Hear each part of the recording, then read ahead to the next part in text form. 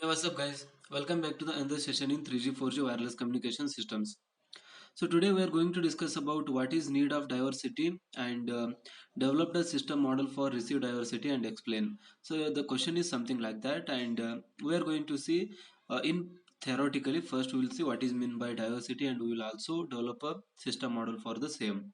Okay, so starting with the definition of diversity. Diversity is based on the fact that independent wireless channels experience random independent levels of fading. So the diversity means having more number of transmitters and more number of receivers. So in conventional communication system, we will be having only one transmitter at the transmitter side and only one receiver antenna at the receiving side. But in case of diversity techniques, we will be having more number of antennas at the transmitter and the lesser or equal number of antennas at the receiver side as well. So that means we'll be having more number of paths between transmitter and receiver. So this is the conventional one, only one transmitting antenna, one receiving antenna, only one path. But in case of diversity, we will be having more than one transmitting antenna and more than one receiving antenna, so there will be path. So like this there will be more one two three four paths between two antennas. So like this, if one path is failing or one path is facing more distortion or deep fade, if it goes into deep fade, then there is possibility that the signal will reach the receiver through another path or the next path. Okay, so like this we can have the probability of reaching the receiver is more in case of multi-path diversity, and also the capacity will be increased due to the more number of independent paths here. So that I can show with the help of block diagrams as well here.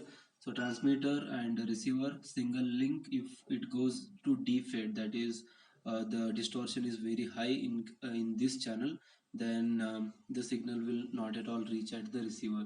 But in case of diversity between transmitter and receiver, I will be having multiple paths here, one two three four paths. Let us say if two paths are gone under deep fade, but the two paths are not in the deep fade, so the signal will reach through these two paths, although these first and the fourth paths are under deep fade. So that means the environment, if the environment is not good for signal transmission also, there is possibility that the signal will reach at the receiver due to multiple paths in case of diversity. So that's the basic idea behind using diversity in communication systems. Okay, so with that said, I will just show you the block diagram as well. So multiple receive antenna system model. So this is multiple receive antenna system model where only one transmitting antenna will be there at the transmitter side and multiple receiving antennas will be there. So there will be independent paths, first path, second path, and lth path here. So there are L antennas in the general case. Okay, so now we will try to create the system model with the help of some equations. Let us see how to do that one. Alright, so we'll start our discussion from the fact that the signal received at ith time interval is given by yi of k equal to hi into x of k plus ni of k, where these are depending on the time instant, that is ith signal, then ith component of the coefficient h, and ith component of the additive white Gaussian noise, and the signal will independent of I because it is the one which is originated from the source. Okay, so after that, where ni of k is additive white Gaussian noise, and the variance of that one will be sigma n square. Okay, so at the ith receiver, I can write this equation in terms of the multiple components. Okay, so y1 of k, y2 of k up to yl of k, that is L receive antennas are there, and h1, h2 up to hl are the coefficients of the relay fading channel and corresponding to the signal x of k, which is the single transmitted signal, and n1 of k, n2 of k, and L of k are the independent and disjoint noise levels or the noise coefficients corresponding to y1 of k, y2 of k, and yl of k received signals. Okay, so this is the equation in general we can form. Now let us see in vector notation we can denote y of k equal to y1 of k, y2 of k, and yl of k, and h I can denote it as h1, h2, and hl, and n I can denote as n1 of k, n2 of k, and nl of k. So now I can write in general y of k will be equal to h into x of k plus n of k.